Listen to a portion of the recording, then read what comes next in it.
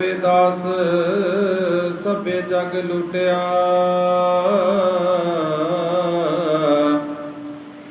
हम तो एक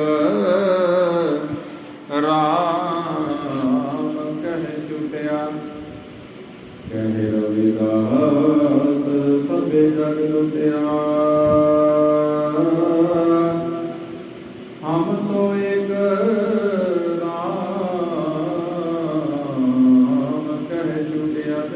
सतनाम सतनाम सतनाम जिया। सतनाम सतनाम सतनाम। गुरु प्यारी साध संगत जी, इस पावन पवित्र शब्द राही देश दुनिया के मालक धन धन साहिब श्री गुरु जगत रविदास महाराज जी वैरागमय उपदेश बख्श करते हैं कि ऊंचे मंदिर साल सोई, एक घड़ी फल रहन ना हुई।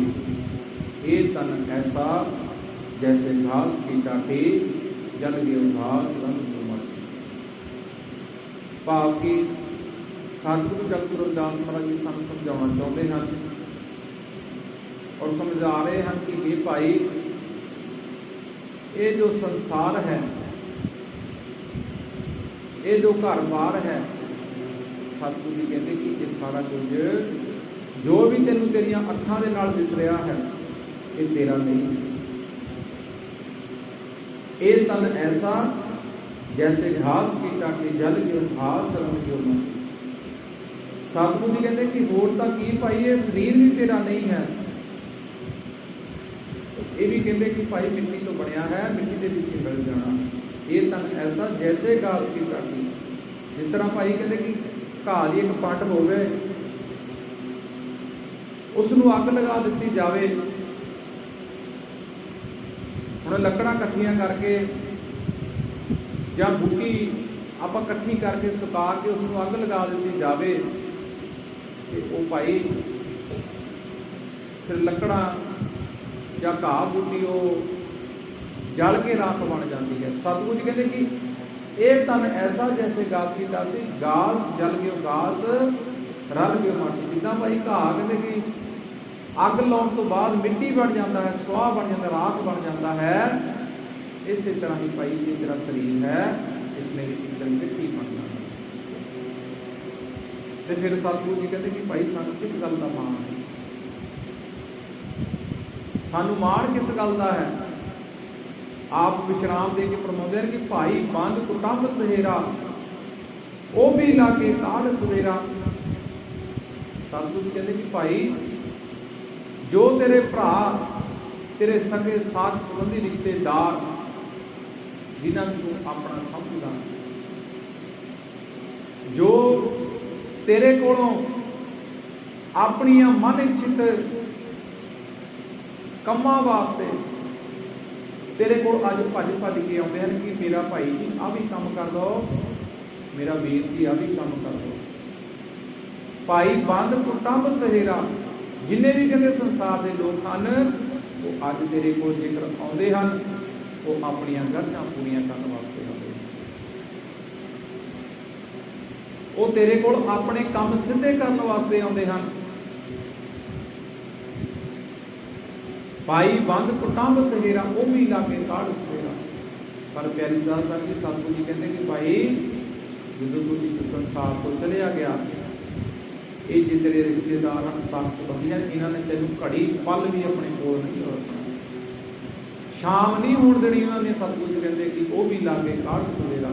उन्होंने कहना भाई दिने दिने इसको लै चलो शमशान घाट दे, बाबा जी बुलाओ, फटाफट अरदास कराओ, तो चलो इसको आप जाके जितने इसकी रस्ते जगह उत्ते लैके चलिए। फिर सतगुरु जी कहते कि भाई सानू किस गल का मान, साख संबंधी रिश्तेदार सारे कहते कि तेरे कम्मा करके तेन नमस्कार करते हैं, तेन बुलाते हैं। जेकर कोई अज वड्डे अहुदे ते है,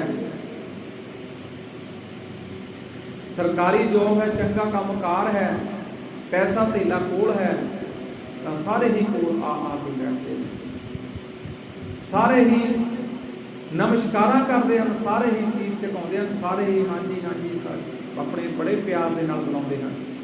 ਪਰ ਪਿਆਰੀ ਸਾਧ ਸੰਗਤ ਜੀ, ਜਦੋਂ ਕਿਸੇ ਦਾ ਕੰਮ ਆਪਾਂ ਨਾ ਕਰੀਏ ਫਿਰ ਉਹ ਦੂਜੇ ਪਾਸੇ ਜਾ ਕੇ ਨਿੰਦਿਆ ਚੁਗਲੀ ਮਾੜਾ ਚੰਗਾ ਵੀ ਬਹੁਤ ਬੋਲਦੇ ਹਨ। ਭਾਈ ਬੰਦ ਕੁਟੰਬ ਸਹੇਰਾ ਉਹ ਵੀ ਲਾਗੇ ਕਾੜ ਸਵੇਰਾ, ਘਰ ਕੀ ਨਾਰ ਉੜਤਨ ਲਾਗੀ ਉਹ ਤੋਂ ਭੂਤ ਭੂਤ ਕਰ ਪਾਉਂਦੀ। ਸਤਿਗੁਰੂ ਜੀ ਕਹਿੰਦੇ ਕਿ ਹੋਰ ਤਾਂ ਰਿਸ਼ਤੇਦਾਰੀਆਂ ਦੂਰ ਦੀ ਗੱਲ ਹੈ, ਉਹ ਜੋ ਤੇਰੀ ਕਹਿੰਦੇ ਘਰ ਵਾਲੀ ਹੈ, ਘਰ ਕੀ ਨਾਰ ਉੜਤਨ ਲਾਗੀ, ਕਹਿੰਦੇ ਜਿਹੜੀ ਕਿ ਤੇਰੇ ਸਰੀਰ ਦੇ ਨਾਲ ਲੱਗ ਲੱਗ ਕੇ ਰਹਿੰਦੀ ਹੈ, ਤੇਰੇ ਨਾਲ ਬਹੁਤ ਪਿਆਰ ਕਰਦੀ ਹੈ, ਜਿਹੜੀ ਤੇਰੇ ਨਾਲ ਜਨਮਾਂ ਜਨਮਾਂ ਦੀਆਂ ਕਸਮਾਂ ਖਾਂਦੀ ਹੈ, ਉਹ ਤੋਂ ਭੂਤ ਭੂਤ ਕਰ ਪਾਉਂਦੀ। ਕਹਿੰਦੇ ਕਿ ਭਾਈ ਉਹਨੇ ਵੀ ਤੇਰੇ ਤੋਂ ਦੂਰ ਹੋ ਕੇ ਭੱਜਣਾ, ਕਿ ਇਹ ਤਾਂ ਭੂਤ ਹੈ। तो फिर सानू किस गल का मां, घर की नार उड़तन लागी वो तो भूत भूत कर बागी, कह रविदास सभे जग लुटिया हम तो एक राम कह। कि भाई इस संसार दे विच जो भी आया उन्हां सारियां नूं सभे जग लुटिया, कि सारियां नूं भाई इस होमे मैं मेरी लोभ मोह के हंकार ने कहते कि लुटिया पिया है, सारा संसार इस दे विच ही उलझिया पिया है। जेकर कोई सानू थोड़ा प्यार सत्कार दे नाल बुला लवे ते असीं कहते हैं भी बड़ा बंदा चंगा, बड़ी इज्जत मान करदा, ते फिर जेकर कोई वो सानू काम कह देवे ते असीं भज के करते हैं, भावें सानू अपना काम बिगाड़ के भी दूजियां दा सवारना पवे, असीं तां भी सवार के आउंदे हां। पर वो अपनी गलती पूरी करने वास्ते भाई सानू हाँ जी उपरों करता होगा। पर सतगुरु जग तो रविदास महाराज जी कहते कि कह रविदास सभे जग लुटिया हम तो एक राम है। राम तो भाव की परमात्मा वाहिगुरु अल्लाह खुदा गॉड, जिसनों अनेकों नामां दे नाल सतगुरु जी कहते कि भाई जानिया जाता है। असीं तां कहते कि उस परमात्मा का नाम लैके इस संसार के छुटकारा पाया है।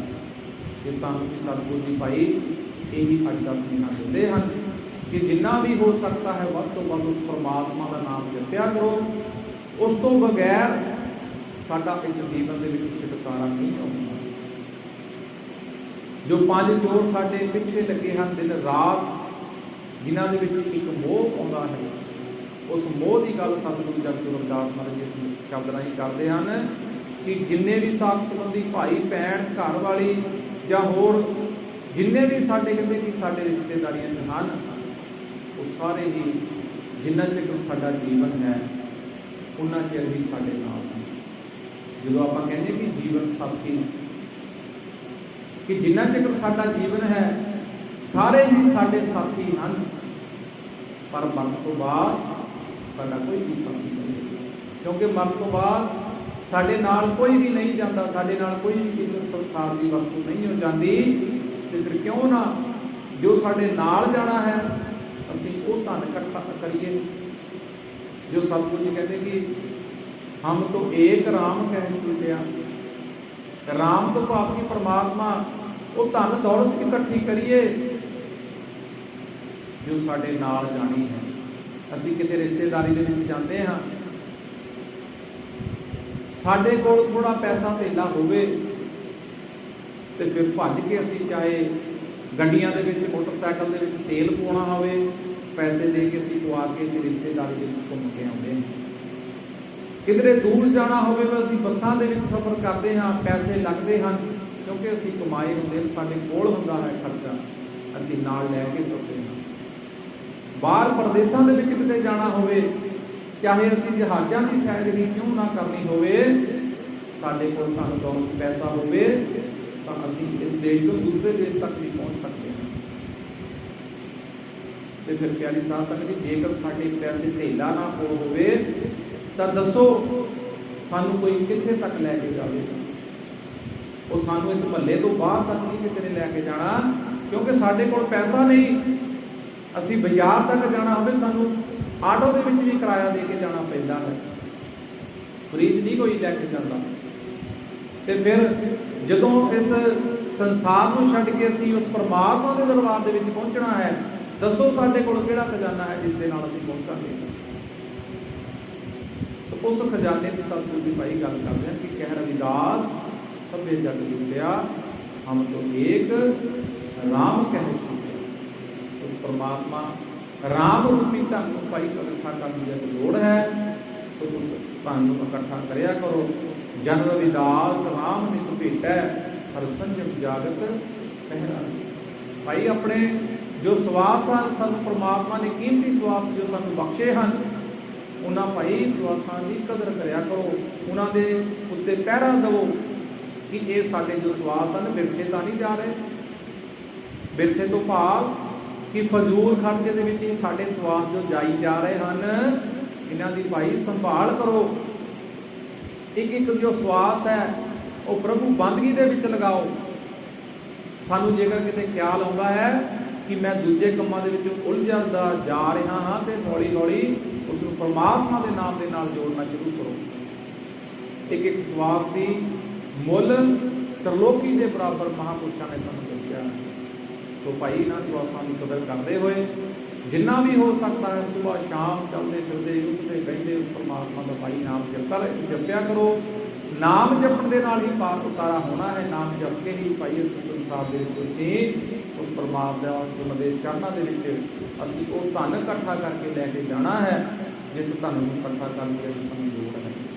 ਸੋ ਵਿਚਾਰਾਂ ਕਰਦੇ ਹੋਏ ਦਾਸ ਦੇ ਕੋਲੋਂ ਅਖਰ ਬਹੁਤ ਘੱਟ ਬੋਲਿਆ ਗਿਆ ਹੋਵੇ ਤਾਂ ਦਾਸ ਨੂੰ ਮਾਫੀ ਦੇਣਾ। ਸੋ ਆਓ ਇੱਕ ਵਾਰ ਫਿਰ ਸਤਿਗੁਰਾਂ ਦੀ ਉਚਾਰਨ ਕੀਤੀ ਹੋਈ ਬਾਣੀ ਪੜ੍ਹੀਏ ਤੇ ਆਪਣਾ ਇਹ ਜੀਵਨ ਸਫਲਾ ਕਰੀਏ ਜੀ। ਸਤਿਨਾਮ ਸਤਿਨਾਮ ਸਤਿਨਾਮ ਜੀਓ। ਸ਼ਬਦ ਊਚੈ ਮੰਦਰ ਸਾਲ ਰਸੋਏ, ਏਕ ਘੜੀ ਪੁਨ ਰਹਿਨ ਨਾ ਹੋਏ। ਇਹ ਤਨ ਐਸਾ ਜੈਸੇ ਘਾਸ ਕੇ ਟਾਟੇ, ਜਲ ਗਿਓ ਘਾਸ ਰਲ ਗਿਓ ਮਾਟੇ। ਰਹਾਉ ਭਾਈ ਬੰਦ ਕੁਟੰਬ ਸਹਿਰਾ, ਉਹ ਬੇ ਲਾਗੇ ਕਾਢ ਸਵੇਰਾ। ਘਰ ਕੀ ਨਾਰ ਔਰ ਤਨ ਲਾਗੇ, ਉਹ ਤੋ ਭੂਤ ਭੂਤ ਕਰ ਬਾਗੇ। ਕਹਿ ਰਵਿਦਾਸ ਸਭੇ ਜਗ ਲੁਟਿਆ, ਹਮ ਤੋ ਇੱਕ ਰਾਮ ਕਹਿ ਛੁਟਿਆ। ਕਹਿ ਰਵਿਦਾਸ ਸਭੇ ਜਗ ਲੁਟਿਆ, ਹਮ ਤੋ ਇੱਕ ਰਾਮ ਕਹਿ ਛੁਟਿਆ। ਜਪੋ ਜੀ ਸਤਿਨਾਮ ਸਤਿਨਾਮ ਸਤਿਨਾਮ ਜੀਓ। ਜੈ ਗੁਰਦੇਵ। ਧੰਨ ਗੁਰਦੇਵ ਜੀ।